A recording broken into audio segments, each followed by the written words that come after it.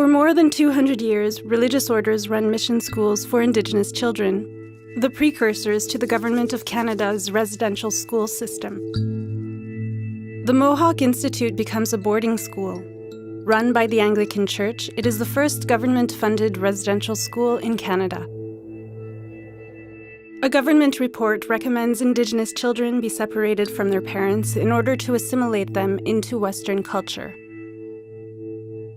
These recommendations influence federal laws and policies designed to strip Indigenous people of their culture and rights.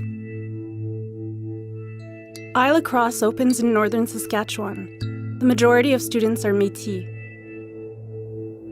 The government takes authority over Indigenous people and education for First Nations.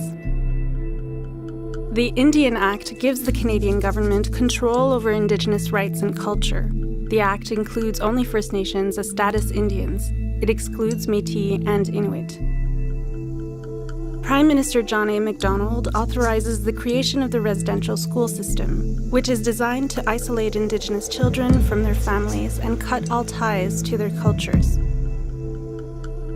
The number of schools across Canada quickly climbs to over 40. The Government of Canada requires First Nations children aged 7 to 16 to attend residential school. Dr. Peter Henderson Bryce exposes the government's neglect of Indigenous children's health, including alarmingly high death rates of residential school students. More than 80 institutions are in operation across Canada, the most at any one time. 4 students are investigated for arson. Others reportedly cheer as they watch the school burn. This is one of dozens of fires set by students across Canada as a form of resistance. Inuit children are officially included in the residential school system. 6 schools open in the Western Arctic as the government takes over the administration of many church-run residential schools. Grolier Hall and Stringer Hall open in Inuvik, housing 500 students. More than 20,000 Indigenous children are taken from their families by government social workers and placed in foster care or adoption homes, often with non-Indigenous families. Adoptees lose connection with their Indigenous language, culture, and identity. 12-year-old Chani Wenjak dies after escaping from the Cecilia Jeffrey Residential School. A formal investigation follows. The all-white jury finds that residential schools cause tremendous emotional and psychological problems. The Canadian government takes over responsibility for the remaining schools from the churches. Thousands of Indigenous students are enrolled at the 28 residential schools that are still running in Canada. Phil Fontaine, head of the Assembly of Manitoba Chiefs, speaks publicly of the abuse he suffered at Fort Alexander Indian Residential School.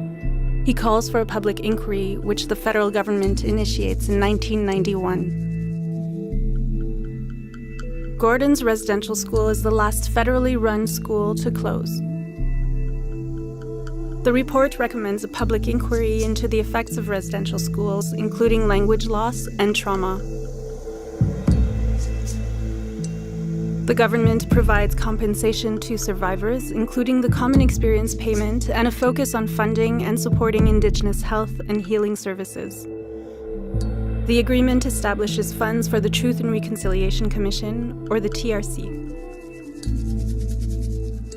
Prime Minister Stephen Harper apologizes to former students, their families, and communities for Canada's role in the operation of residential schools. Provincial and territorial apologies follow in the years ahead.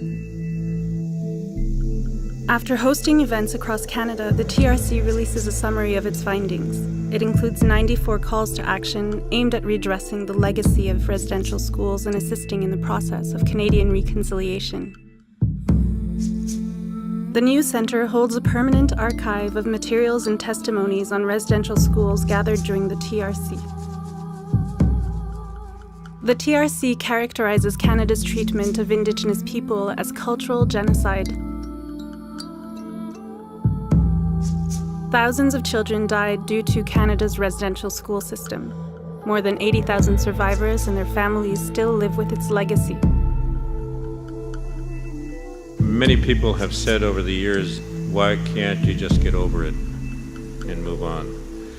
And my answer has always been, why can't you always remember this?